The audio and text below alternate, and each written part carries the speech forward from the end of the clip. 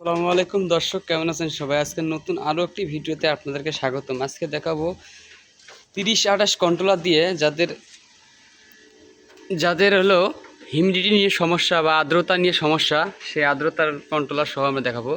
এটা হলো 30-28 কন্ট্রোলার। এটাতে আপনার টেম্পারেচার, এটা হলো আর্দ্রতা। এখন আর্দ্রতা আছে 78, ঠিক আছে। এটা হলো ডিসির জন্য দুটো ডাবল পাওয়ার সাপ্লাই, যে এখানে হিউমিডিফায়ারের লাইন করা আছে, টাইমার। তো এটা হলো 276 ডিমের ফুল অটোমেটিক। চলুন একটু ভেতরটা আমরা দেখি নেই, একটু দেখি। এই যে দেখেন, এটা হলো ফুল অটোমেটিক।